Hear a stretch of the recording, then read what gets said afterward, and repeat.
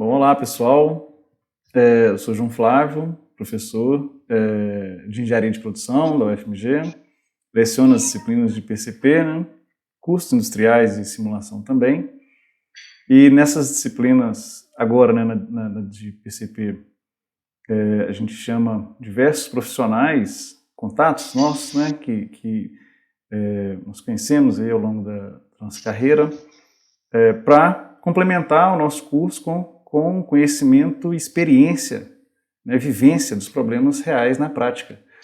Então nós já conversamos com o Max, que é da Petrobras, gerente da Petrobras, conversamos com o Miguel Arcanjo, na CSP, né, na siderurgia, conversamos com o José Luiz, que é controller na GE, gerente, né, de controladoria, e o Guzela, que é gerente de desenvolvimento do CODEMIG, que é um órgão do Estado de Minas Gerais. Hoje nós vamos conversar então com Rafael Claudino de Oliveira, vice-presidente Supply Chain North America da VIM. E no curso de PCP nós exploramos bastante, tecnicamente, a questão do planejamento de vendas e operações, o SNOP.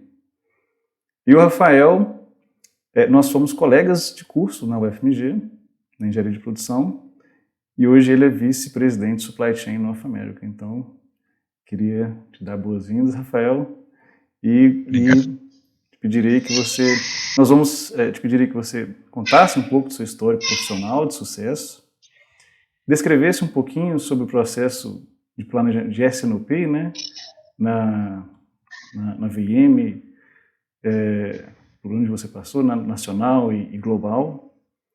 E depois eu vou trazer também algumas perguntas dos alunos. A gente vai batendo um papo para eles interagirem um pouco mais de como é na prática. Vai ser no fim. Legal. Bom dia, professor João. É um prazer estar aqui com você nesse bate-papo. Obrigado pela oportunidade de conversar com os alunos. É sempre um prazer. Não é a primeira vez, né, que eu tenho essa oportunidade, através de um convite seu, de ter a oportunidade de interagir com os alunos da experiência que a gente tem no mundo privado, né? Saindo um pouco do mundo acadêmico e indo para a prática, quais são os nossos problemas reais. Eu acho que é só para eu, como o João pediu, dar só um histórico aí da minha carreira no Grupo Valorec. Antes de mais nada, eu queria só já pedir desculpa para todos. De vez em quando vocês podem ter alguns ruídos de criança. A vida como ela é. Eu estou tendo a oportunidade de ter férias aqui no Brasil com a família, e aí não tem toda a estrutura, não tem escritório, não tem condição de ter o isolamento. Eu trabalho no grupo desde quando a gente formou, né, em 2006. Eu já tinha entrado no grupo como estagiário em 2005, no departamento na área de planejamento de produção. Quando eu entrei no grupo, eu já tive contato direto com o planejamento da empresa no Brasil. Tem várias siglas, né, o Grupo Valorec, então VIM, como o João mencionou, é uma sigla que talvez não exista mais. Ela é o Valorec no Brasil, o Valorec Soluções Tubulares. Na época, quando a gente entrou, ela era VIM, Valorec Mannesmann, era um antigo grupo Mannesmann, um grupo alemão.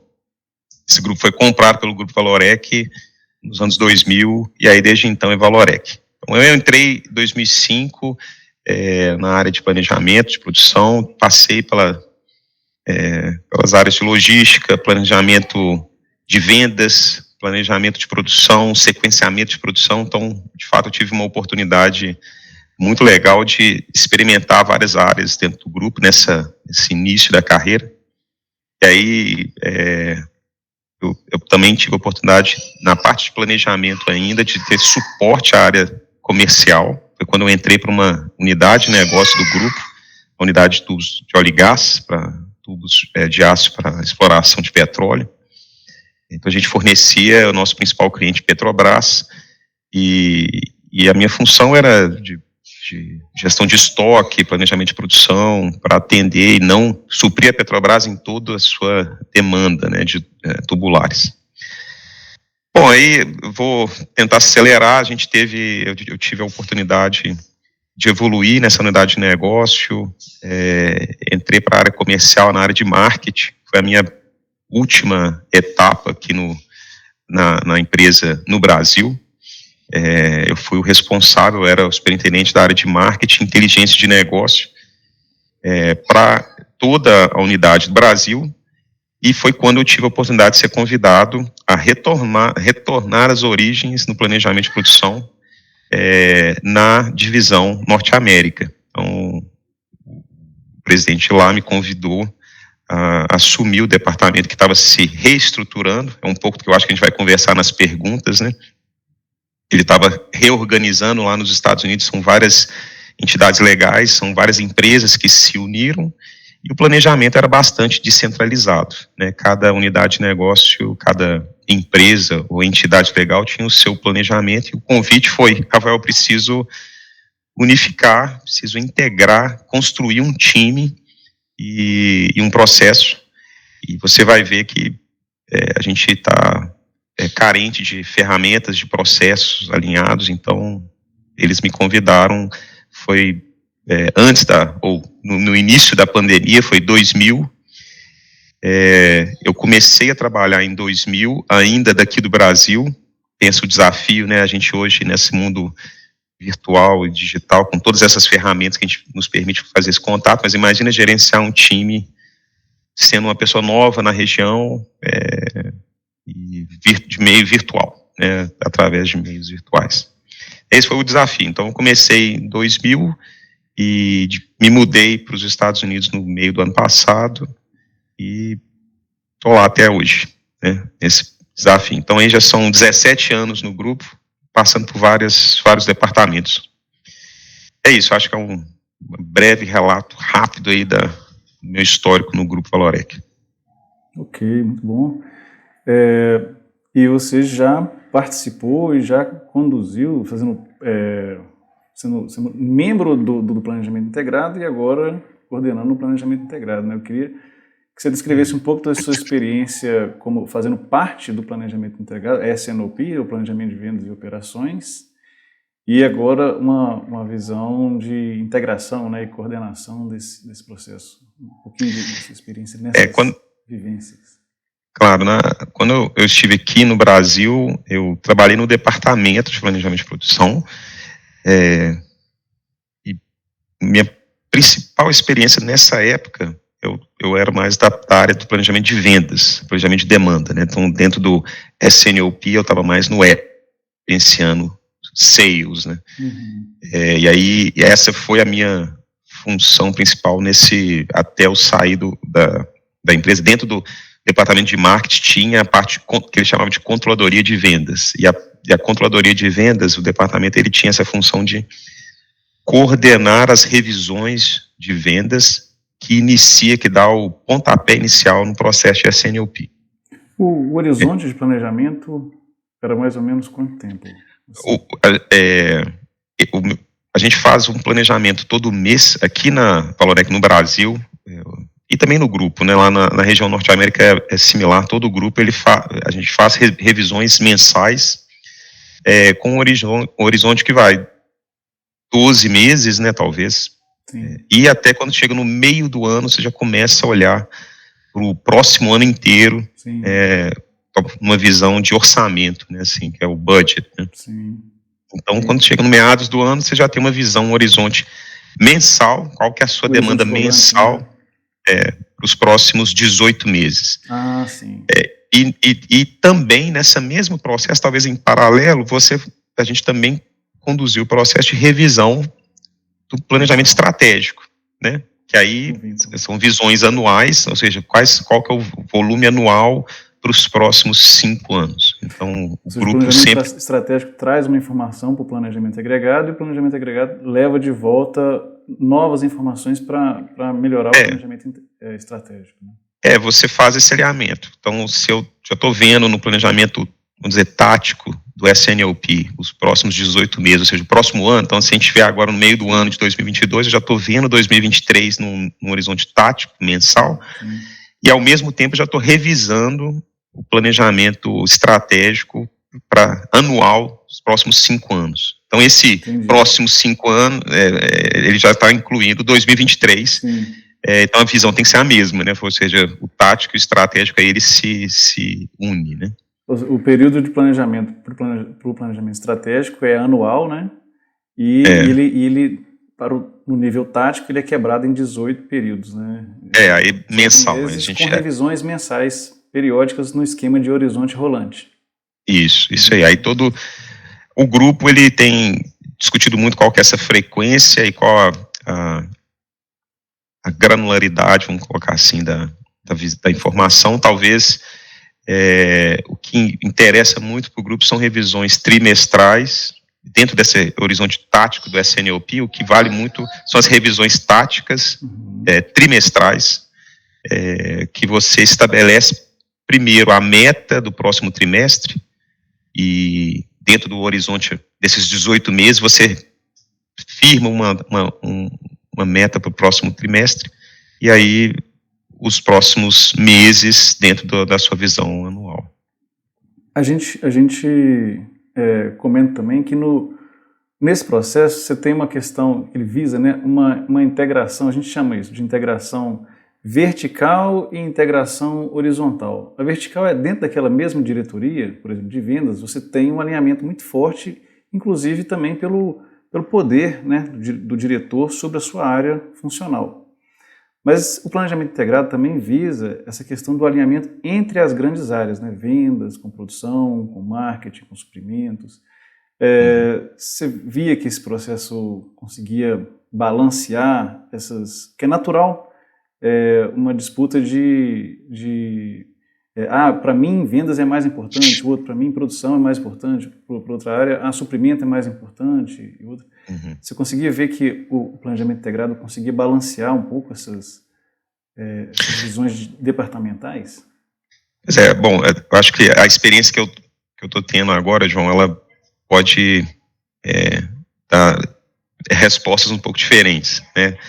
E isso no mesmo grupo, olha que interessante, né? O Grupo Valorec, ele tem hoje, eu tive experiência no Brasil, e aí talvez o planejamento, o SNOP integrado no Brasil, ele já está mais evoluído como processo e com ferramentas e os departamentos muito bem alinhados nas suas funções do que na região Norte-América, que era um processo até então descentralizado e que está se buscando essa cultura do SNOP integrado.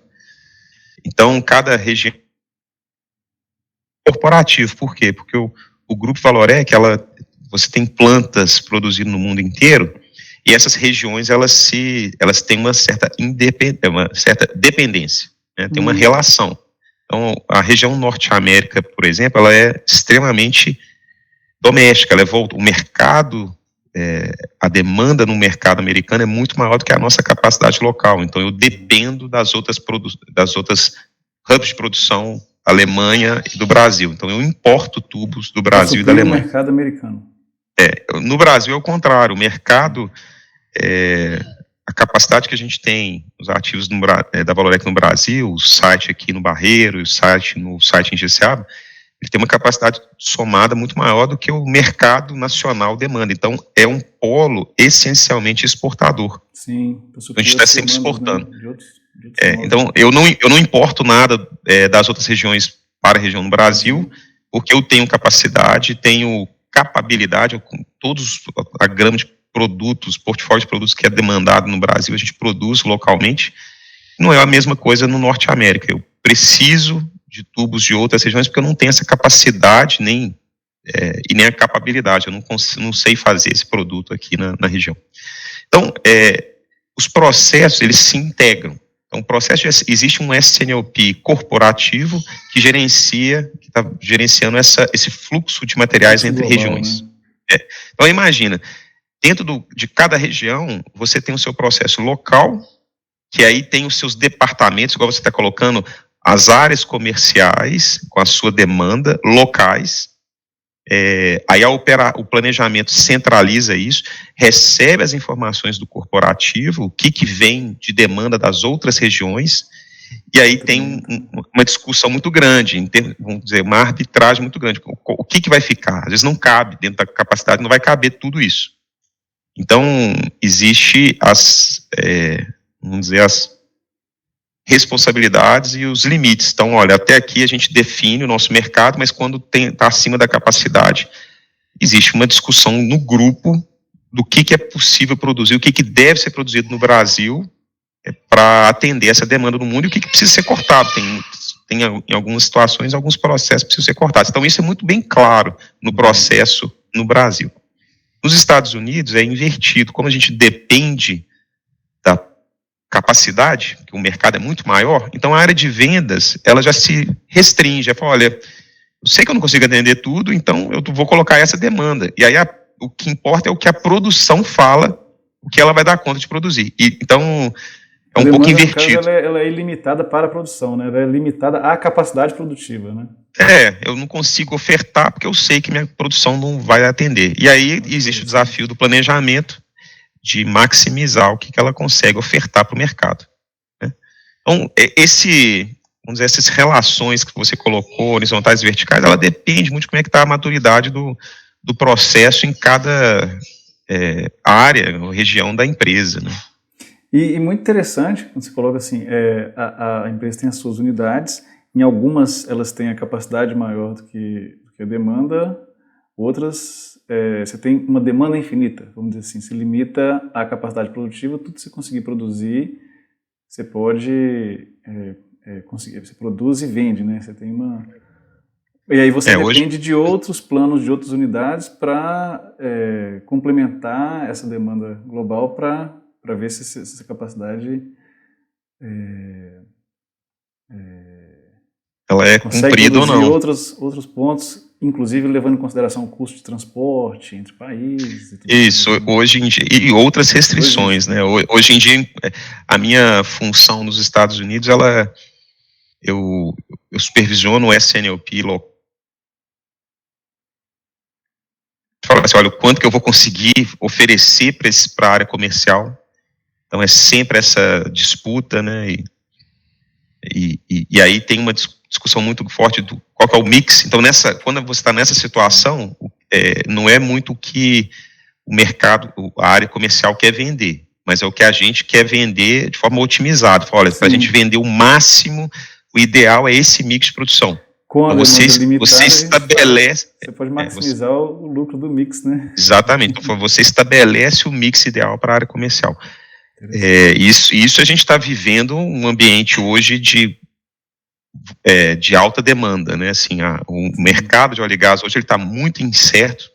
A gente pode conversar isso durante as perguntas, mas a gente está vivendo esse oceano azul de, olha, o que eu puder produzir eu vendo. Então eu estabeleço o que a área comercial vai vender.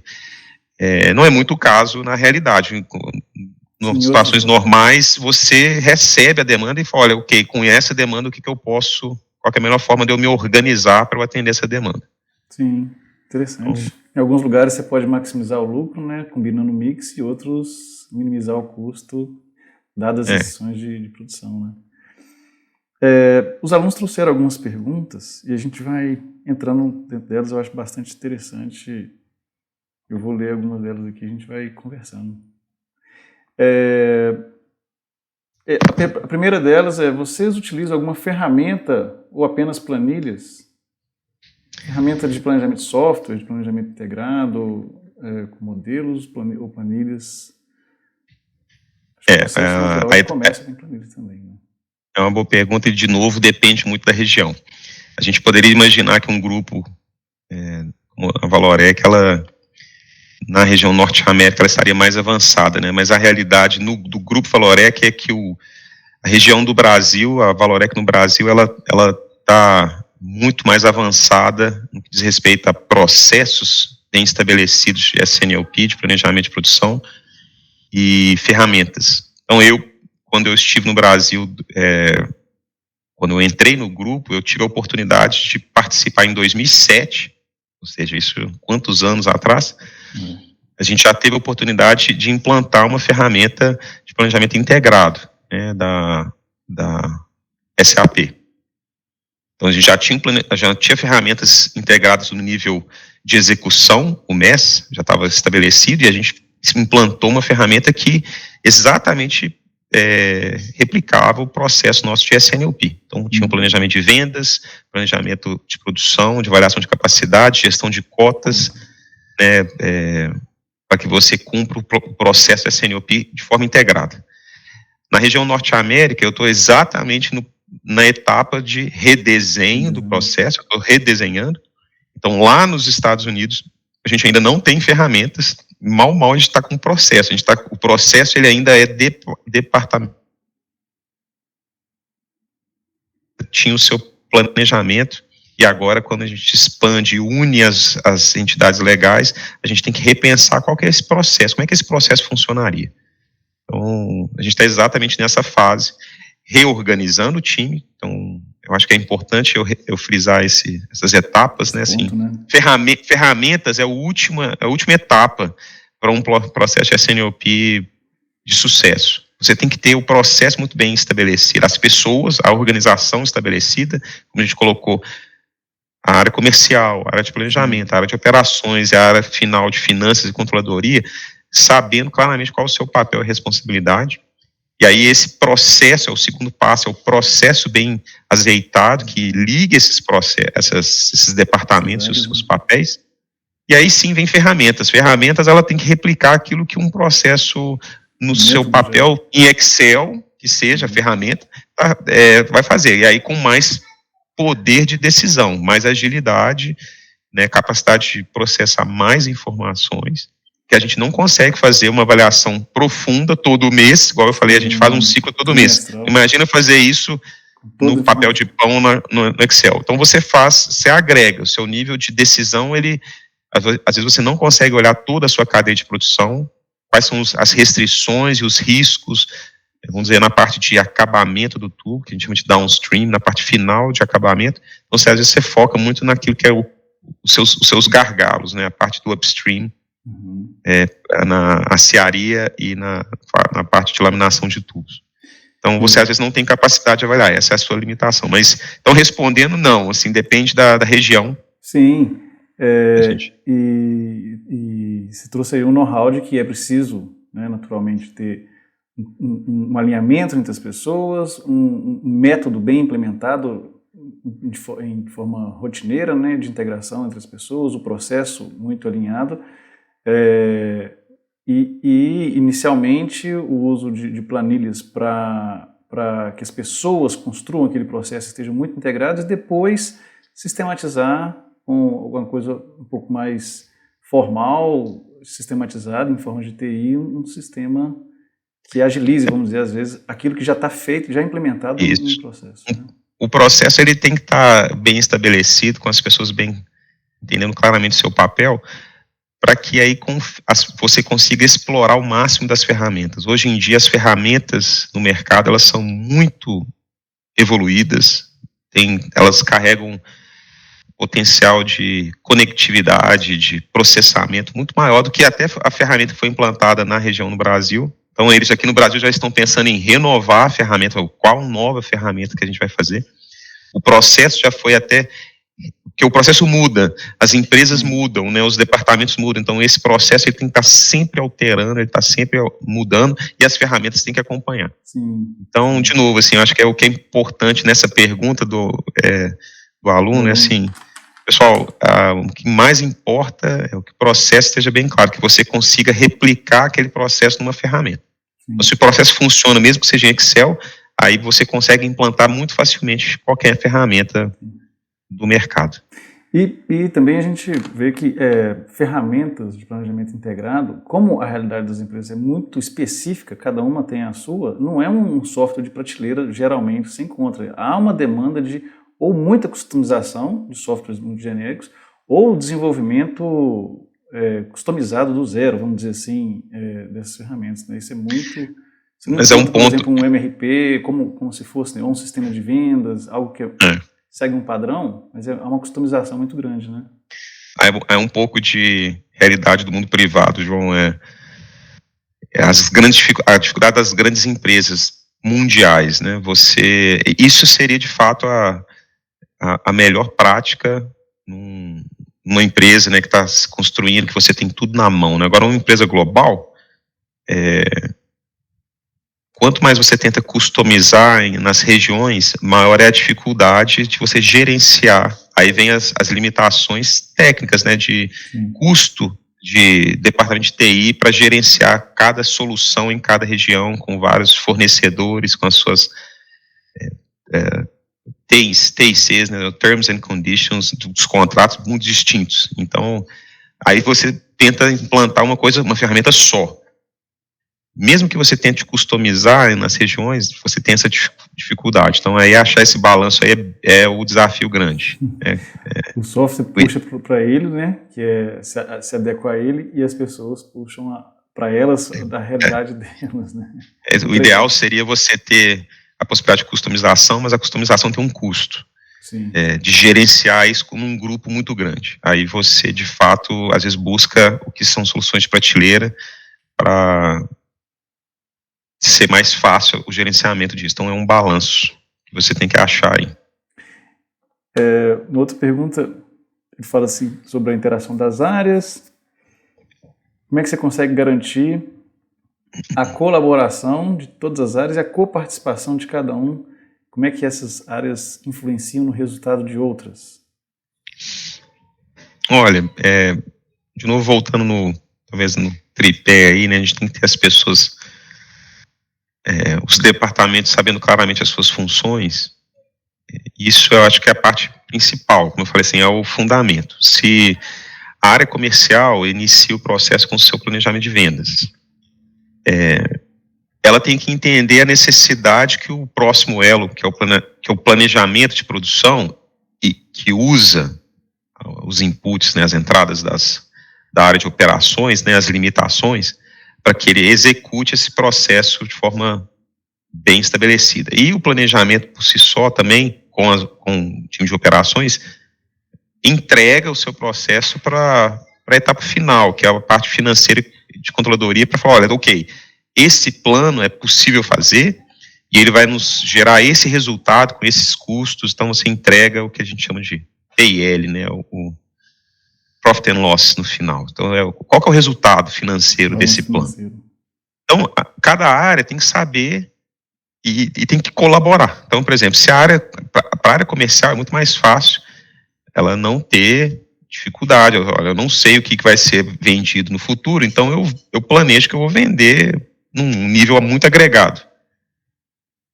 Exemplo, então vamos dizer que tem 2 unidades de negócio, com cada uma, sei lá, 10 produtos. Então é mais fácil a área de venda falar assim, olha, eu vou vender tantas toneladas, 1.000 toneladas dessa unidade de negócio, mas eu não sei que produto que eu vou vender. E tantas das outras unidades. Então é muito simples, um planejamento muito simples. Só que a área de produção e de operações de planejamento fala, olha, meu amigo, eu preciso ter mais detalhes para eu poder avaliar qual que é a minha limitação, senão eu posso te dar uma decisão, para assim, ok, esse plano é execuível, mas na realidade eu tenho algum gargalo que eu não estou vendo.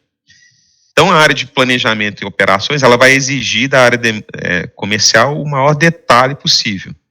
Mas você executar um planejamento no máximo de detalhe, no nível de produto a produto, também, ou SKU, é impossível. Você vai exigir, vai achar que vai estar com uma precisão alta, mas na verdade, talvez você está fazendo um planejamento que também está cheio de erros, né?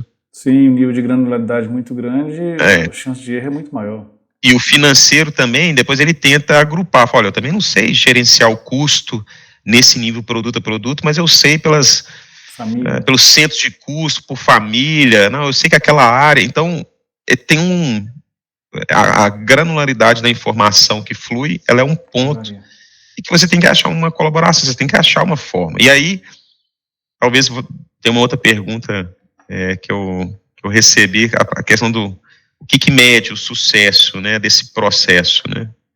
Só fazendo um vínculo com essa pergunta. Sim. Aí, professor, ela é bem interessante, porque a gente está discutindo ela agora, assim, ok, quando eu estou redesenhando esse processo, o que vai medir o sucesso, né, desse processo?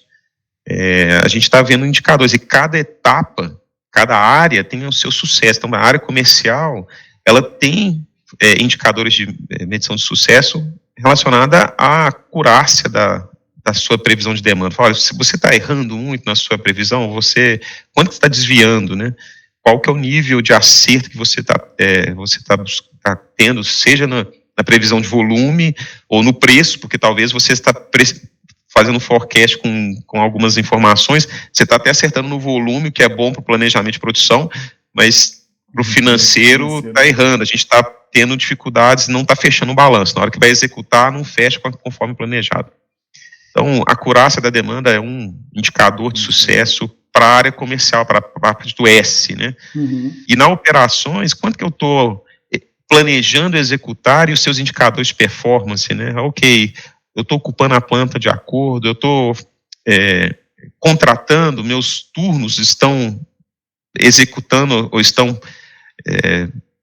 alinhados conforme o planejamento, porque aí cada região tem as suas dificuldades. Nos Estados Unidos é uma dificuldade imensa. Ao longo desse horizonte de planejamento de 18 meses, vocês planejam a necessidade de expansão ou retração de capacidade com horas a mais, horas a menos? Sim.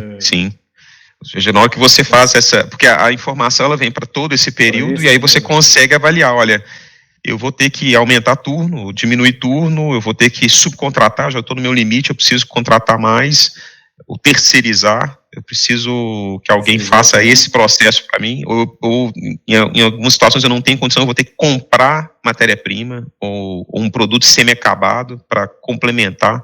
Mas depende muito das limitações e de novo, dos cenários. Mas sim, esse é uma saída do processo de SNOP.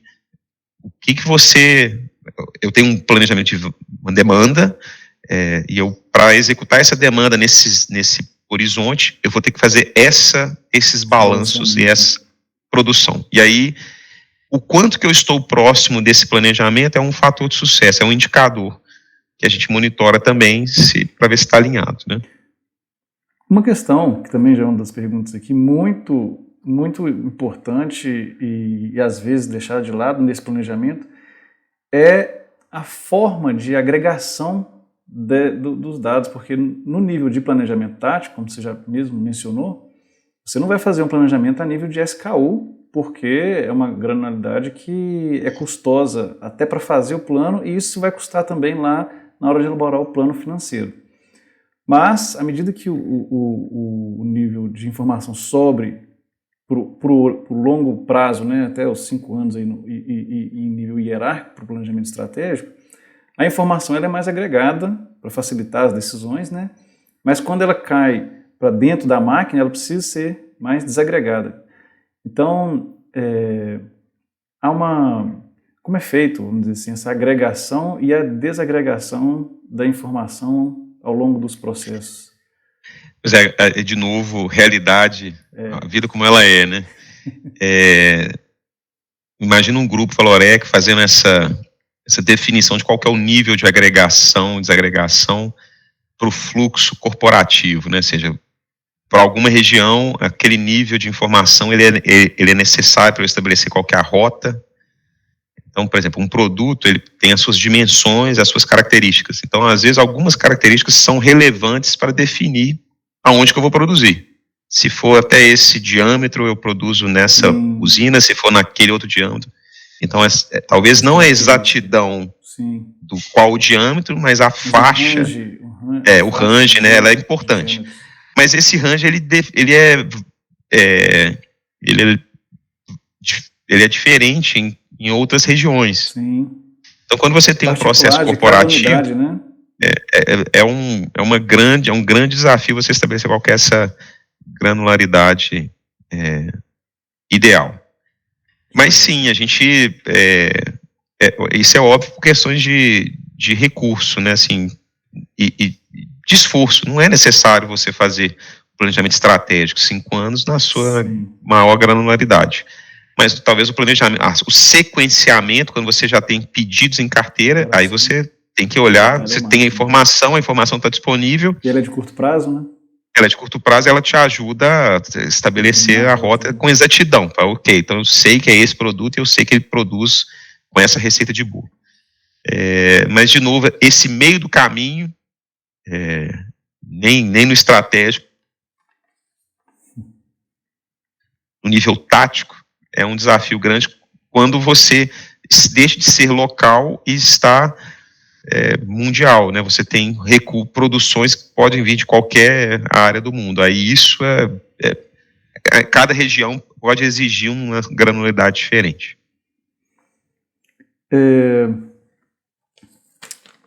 Legal, nossa.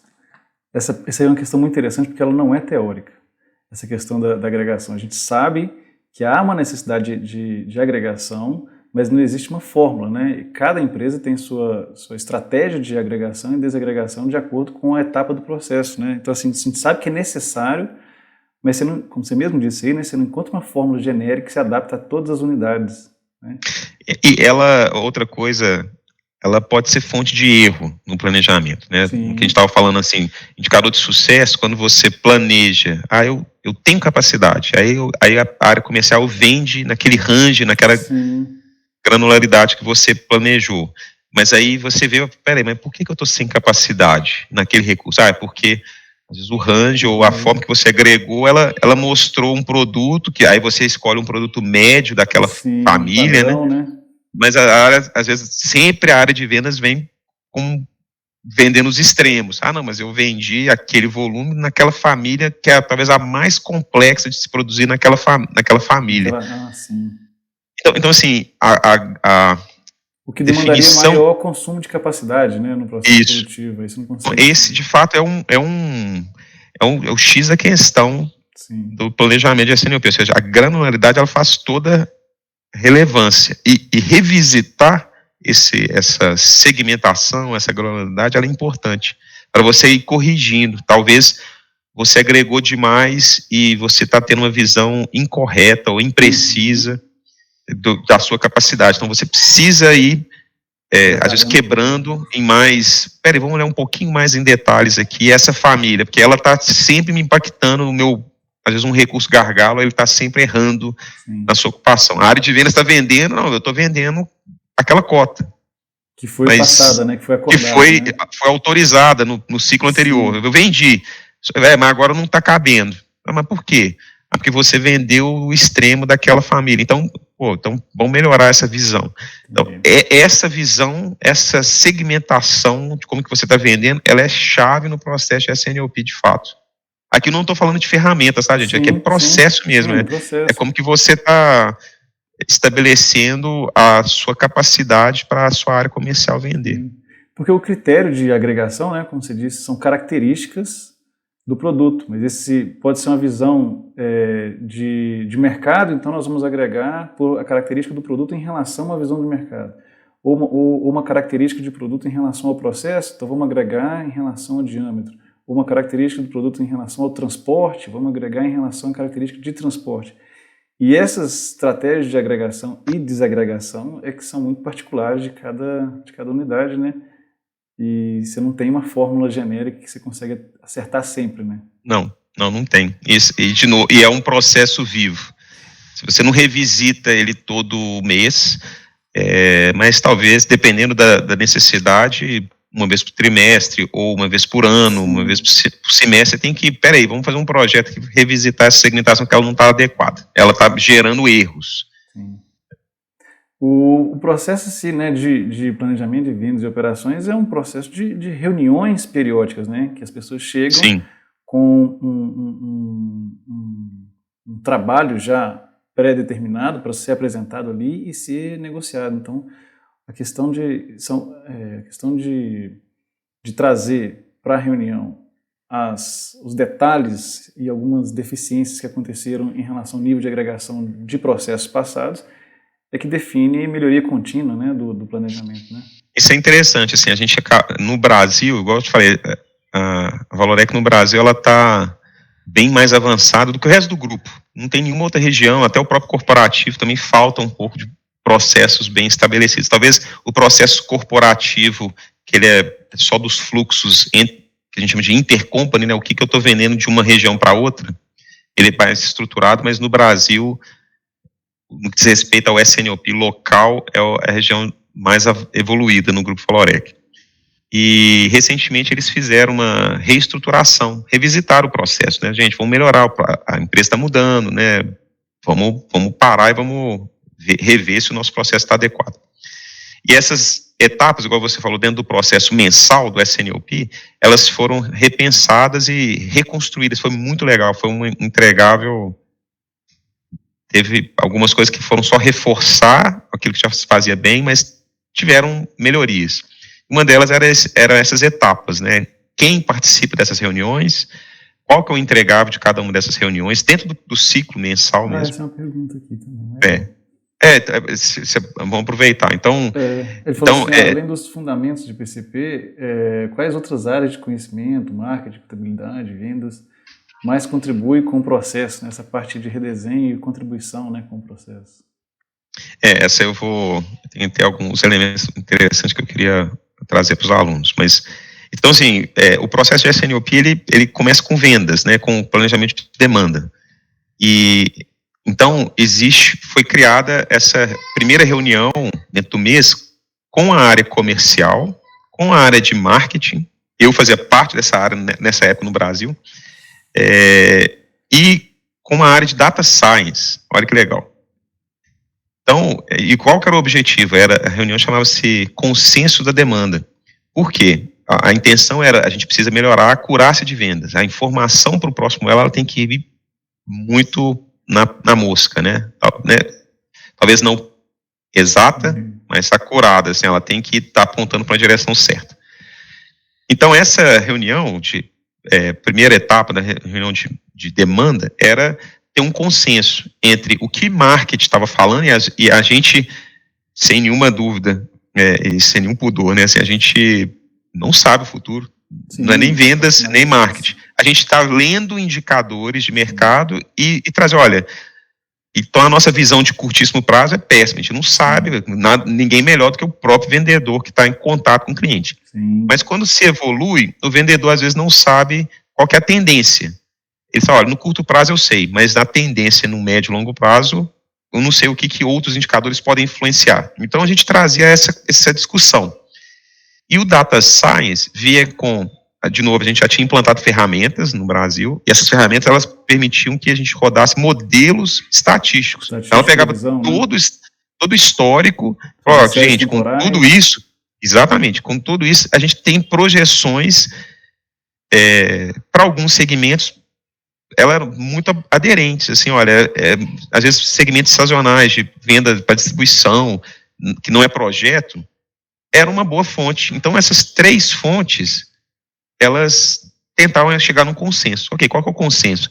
De planejamento, de venda. Qual que é a demanda? Qual que é a demanda que a gente vai passar para o planejamento de produção? Nela, né? E isso era feito para o próximo trimestre, para o próximo semestre, para o ano. Então, a intenção era essa, assim, no curtíssimo, no médio e no longo prazo. É uma reunião que foi estabelecida, juntar essa turma toda e ter um debate, tem um colaborador que conduz esse processo, e o entregar vai ter um consenso. E aí, às vezes, realmente, talvez a área comercial às vezes não tem muito input, e tem que ter uma força, né? Então, isso é interessante que você estava perguntando, qual que é o papel das empresas,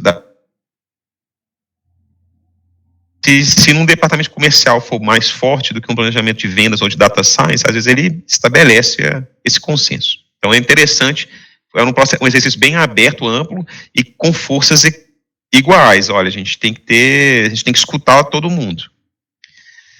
O próximo passo é o do planejamento de produção. Então ele tem as discussões com a operação. Então é um consenso do planejamento com a operação para falar, olha, quais são as variáveis, né, os inputs de produção que a gente pode usar para a nossa simulação.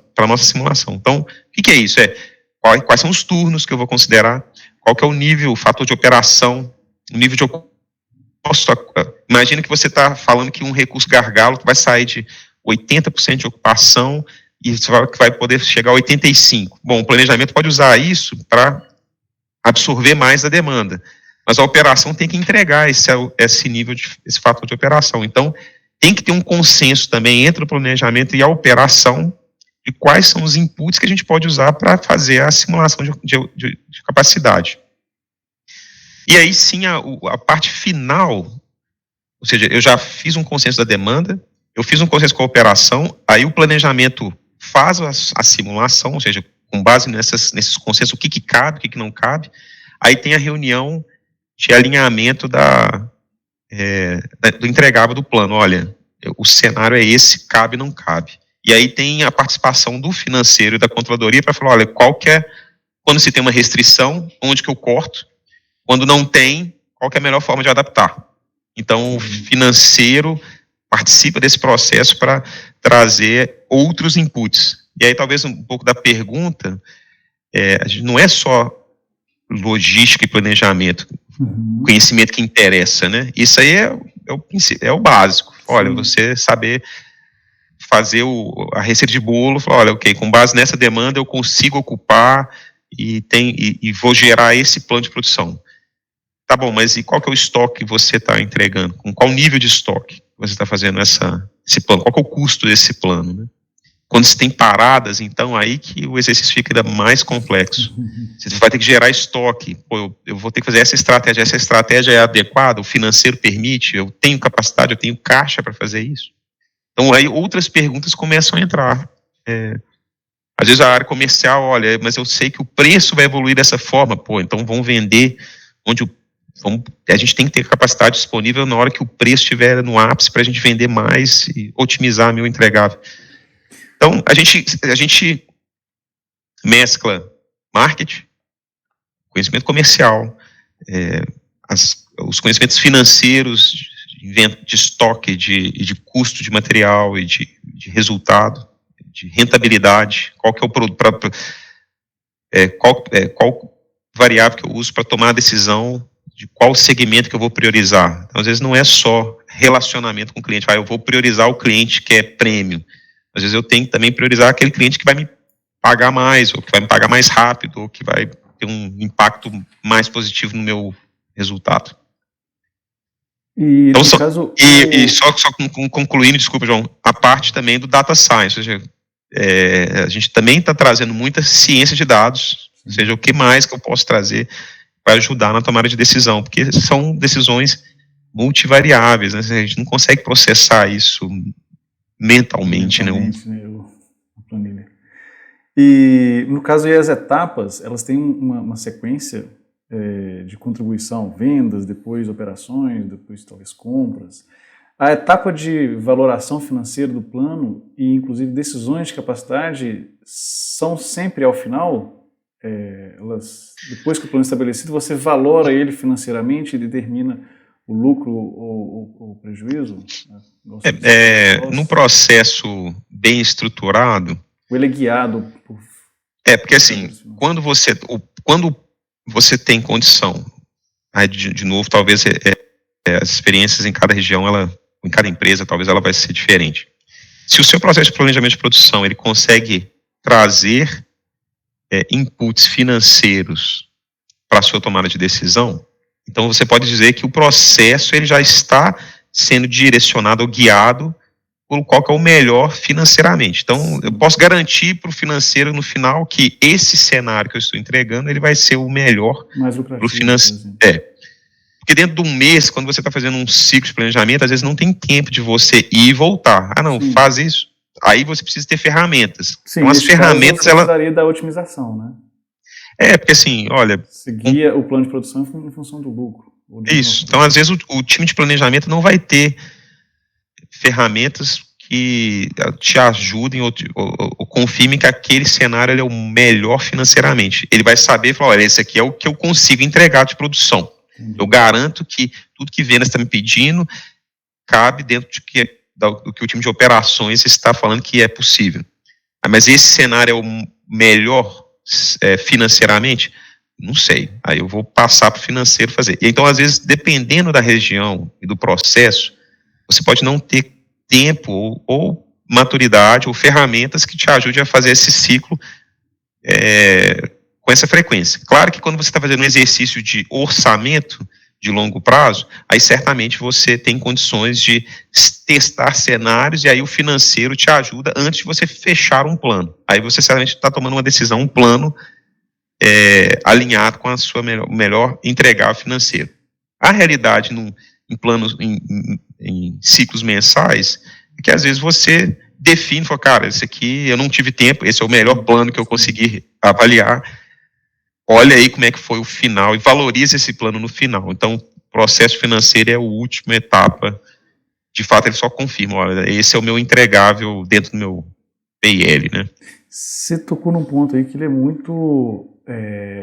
ele é muito definido, vamos dizer assim, na literatura, na teoria, né? A palavra maturidade, porque todo o processo de planejamento de vendas e operações tem o seu nível de maturidade.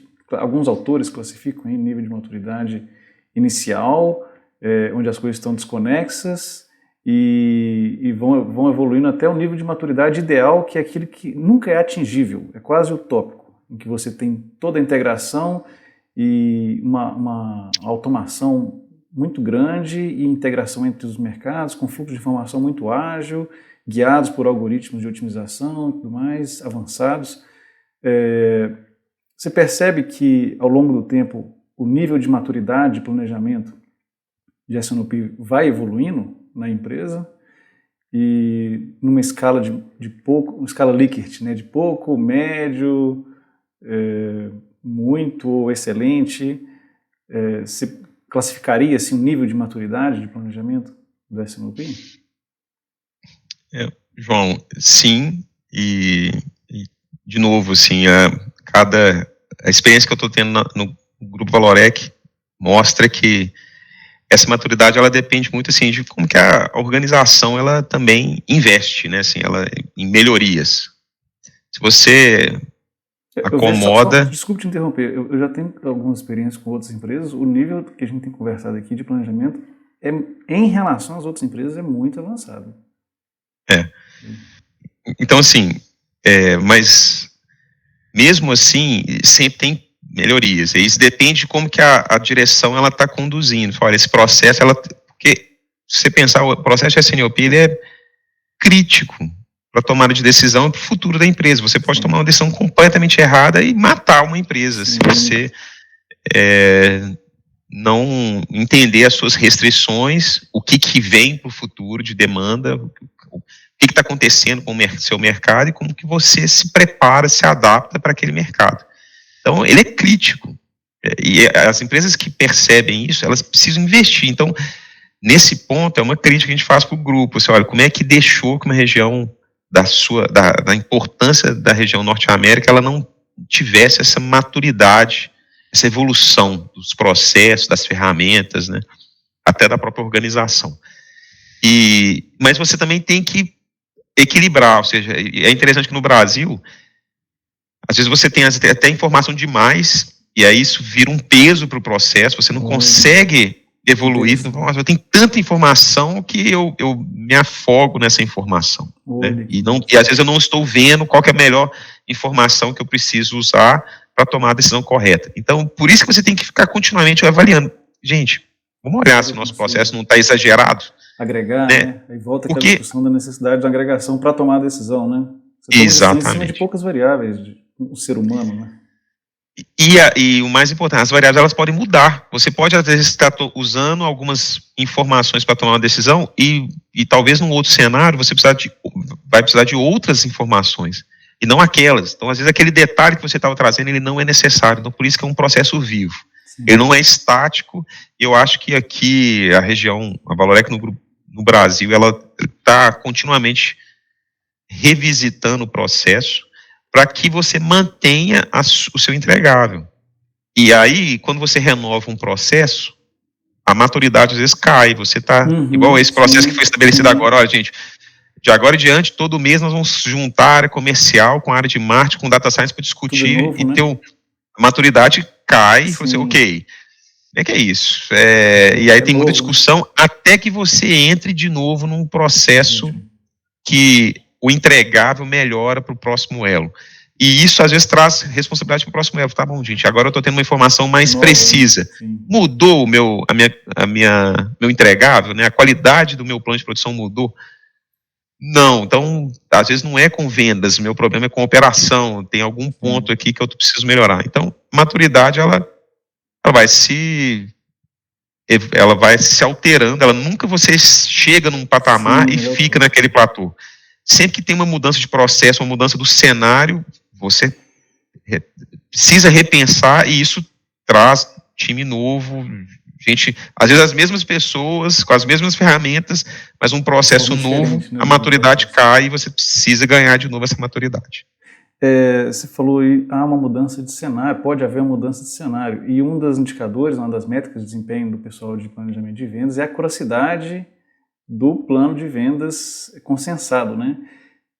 O pessoal consegue fazer um planejamento de cenários de demanda otimista, mais provável, pessimista, e combiná-los para fazer um plano consensado? Ou é Sim. o mais provável sempre? Não, bandas de cenário que a gente fala, né, assim, qual que é a banda, né, assim, a gente faz, tem cenários, a gente nunca vai ter poucos cenários, a gente sempre vai ter cenários demais.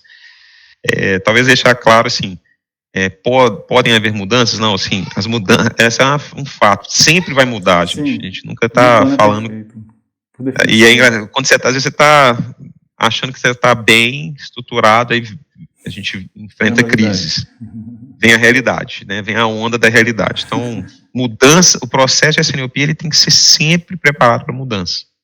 Tem que ser ágil, tem que ser flexível, tem que se adaptar. E a integração desse processo define a capacidade de mudança, né? Sim, isso. Se você não está tão integrado, se você não está tão integrado, você às vezes não tem a mesma agilidade. Então, às vezes até por isso você cria diversos cenários, né? Mas aí, de novo, precisa ter não só um processo bem estruturado, aí as ferramentas ajudam, né? Porque você, para avaliar vários cenários e construir vários cenários, precisa ter ferramentas para ajudar. Sim, de demanda e de produção, né? E compra e tudo. Isso. Né? Tudo muda.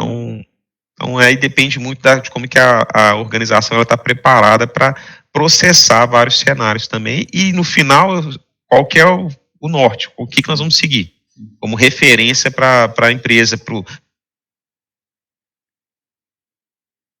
né? Ou seja, esse é o cenário, então vamos correr atrás dele.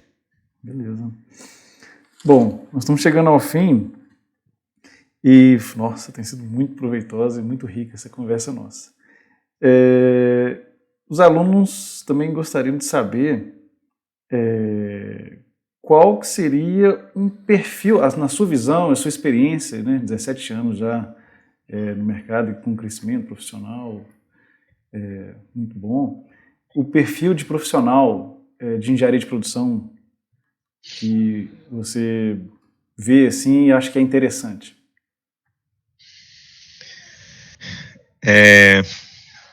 Essa foi uma pergunta bacana, né? Eu ia até brincar com você, assim, tem que ser um pouco doido, né? Quando eu voltei para essa área, eu falei, meu Deus, que época, né? Porque certamente hoje o supply chain, né? Deixa eu só pedir de novo, vida como ela é, né? Assim, pessoal, só Miguel. Meu irmão. Eu acho que assim, o profissional hoje, que a gente, primeiro, ele tem que estar sempre, pela necessidade da flexibilidade, você entender todos os elos e as dinâmicas, como que isso está mudando, né? Você tem que estar sempre se renovando, né? Conhecendo o que estabelece as restrições da sua área, da sua empresa. Então, tendo essa visão, a palavra ela é meio exagerada, holística, né? Mas, de fato, assim, quanto mais você tem esse entendimento das dificuldades da área comercial e por que ela, às vezes, não consegue visualizar ou antecipar mudanças, e você ajudá-los a ter essa melhor informação, quais são as dificuldades da operação e as restrições para que você ajude também a área de operações com visões diferentes do que eles estão acostumados. Financeiro, não tem como, hoje em dia, sempre, né, hoje em dia, né, as decisões, elas são financeiras, assim, elas não são só atreladas a o que pode ou não pode, do ponto de vista teórico ali, na exatidão do MRP, quando você tem lá o bom, né, bill of materials de cada produto. Então eu sei produzir isso. Tá bom, mas e se você não tiver a capacidade desse recurso? Essa usina não tá, ela parou. Como é que você reorganiza a sua função? Acho que os fundamentos financeiros e conhecimento de custos, né, de gestão de estoque, rentabilidade, as decisões são, às vezes, na rentabilidade, olha, pela margem ou pelo resultado que aquele produto traz. Então, essas ciências, elas são necessárias. E eu não preciso falar da parte de tecnologia da informação, assim. Hoje em dia, o profissional, ele precisa estar adaptado a sentar com a TI e, olha, eu estou com essa dificuldade, como é que eu posso avaliar de uma forma mais ágil, melhor, às vezes uma aplicação para te trazer uma tomada de decisão mais correta. Ela vai exigir um conhecimento, pelo menos que você consiga comunicar com a área de TI, né? Com certeza. Então, assim, é um ambiente de fato que você está no núcleo, você precisa interagir com todos e você precisa entender as restrições de todos os departamentos, todos os objetivos. Nesse ponto aí, voltando assim à conversa ali, é um ponto um pouco crítico, porque as áreas funcionais, elas têm suas próprias métricas de desempenho, mas muitas vezes, né, quando você vê todas elas em conjunto, pode acontecer de uma ser trade-off da outra, né? Às vezes uma métrica que pode comprometer a da outra ali. Então, às vezes elas são incompatíveis. Se um performar perfeitamente naquela métrica, ele está, às vezes, prejudicando uma outra métrica do outro lado. Como que é feito esse balanceamento de métricas entre Professor, as áreas? essa aí a gente precisa estudar bem, aí eu preciso até da sua ajuda. Se você tem alunos que estudam isso, essa questão do alinhamento dos indicadores, né, é um desafio crônico, talvez, das empresas, né, e tem mesmo, a realidade é essa mesmo, assim, existem métricas que você estabelece, porque a empresa, ela precisa de um norte claro, assim, olha, as decisões são baseadas na rentabilidade, no nível de serviço, isso depende da estratégia, assim, eu quero defender, eu quero ser ágil, flexível com o cliente, tudo que o cliente me pedir, eu vou me adaptar a ele, porque o que me interessa é a minha intimidade com o cliente. O cliente é o primeiro? Ou o lucro é o primeiro? Ou é o lucro é o primeiro? Ou é o caixa é o primeiro? É o estoque é o primeiro? Então, fatia de mercado? Então, e pensa isso, às vezes, para chegar do topo e cascatear com clareza para todos os níveis e todo mundo entender claramente que o que ele está fazendo, o papel dele está alinhado ao seu... É difícil. E as empresas, às vezes, até aqui, nesse nível, elas batem cabeça. Né? Assim, às vezes as estratégias aqui também elas já são divergentes. Então, lá para baixo, ela vai. Se aqui em cima não está batendo, eu preciso estar preparado. Isso aí é mais difícil ainda, né? Eu preciso atender meu cliente, mas ao mesmo tempo eu tenho que ser agarrado ao meu custo então às vezes as decisões aqui elas podem ser incompatíveis e aí os indicadores para baixo eles vão se colidir um com o outro. E aí às vezes vai quem grita, quem tem mais força ou quem está entendendo melhor para tomar as decisões racionais, mas muitas das vezes as decisões elas não vão seguir esse alinhamento. Então é um desafio imenso as empresas terem esse alinhamento. Até nessa linha tem uma discussão sem fim e sem consenso na teoria sobre o que seria mais interessante, um single plano ou multiple plano, que qual é a melhor estratégia de planejamento integrado? Um plano único, resultado de uma avaliação de diversos cenários, ou diversos planos em função de uma análise de diversos cenários? Eu, particularmente, defendo um plano único, em função porque você tem que apostar num ponto e depois daquilo se desdobrar tudo. Mas é interessante. Talvez eu concordo com o que você está falando. Assim, a empresa ela precisa ter um norte. Ela precisa estar preparada e sempre com talvez o leque na sua frente que os cenários vão alterar, e eles podem alterar para cá, para lá, e aí ela tem que ter clareza de qual que é o plano de ação quando o cenário mudar. Então, mas certamente é uma referência. Qual que é o cenário base? É esse. Então a gente está trabalhando para esse cenário. O que eu preciso fazer caso o cenário mude desse base para um outro cenário? Aí a empresa tem que ter essa agilidade. Sim, ela tem que antecipar. Um plano contingencial, né? No caso da mudança, qual plano escolher, né?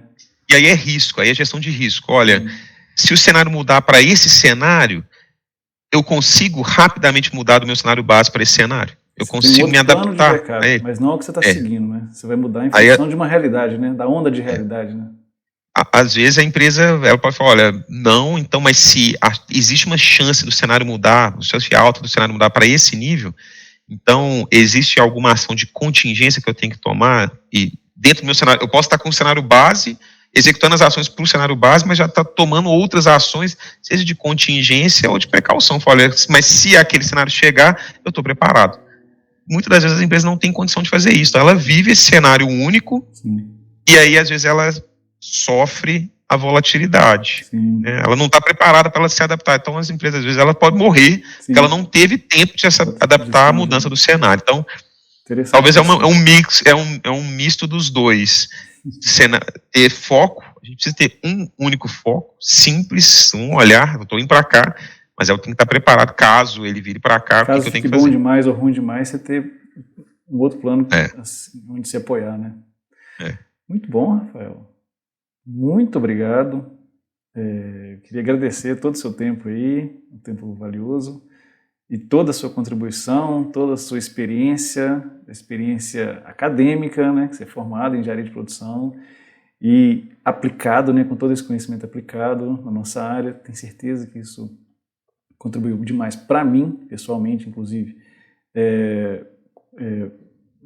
agregando, né, um conhecimento, uma visão da sua experiência, né? Então a gente tem uma visão do analista, né, em outras conversas, do gerente, agora uma visão mais estratégica, com a visão de quem consegue trabalhar nessa integração, e a experiência de 17 anos também nesse ramo traz um conhecimento a mais para nós e para os nossos alunos, né, que poderão bater tudo que nós falamos aqui, nós exploramos sobre um ponto limitado, teórico, porque a teoria ela é isso mesmo, a gente tem uma realidade bem simplificadinha para a gente explorar ao máximo a técnica e a complexidade da técnica.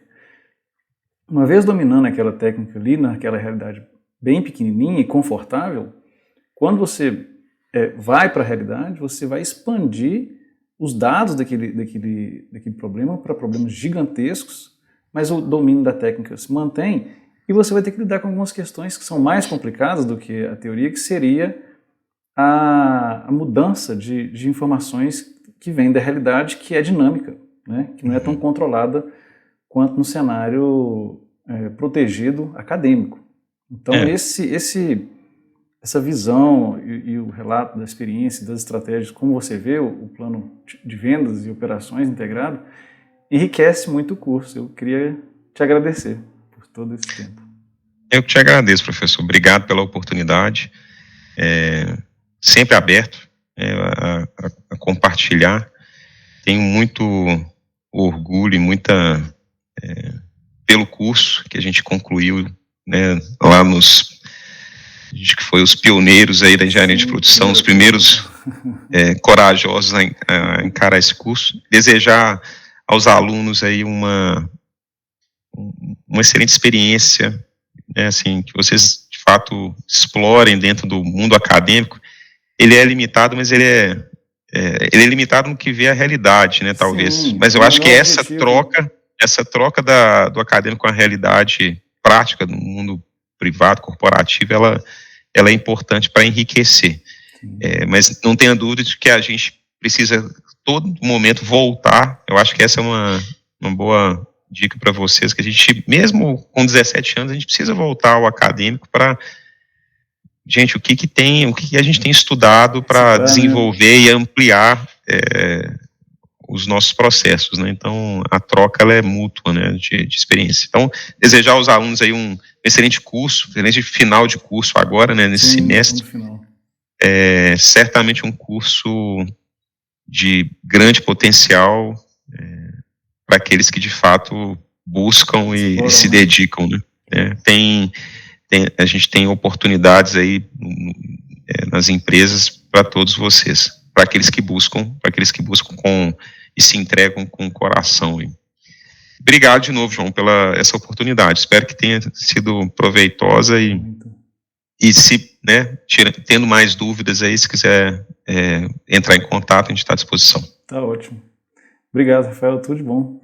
Legal, meu caro. Um abraço. Tudo de bom.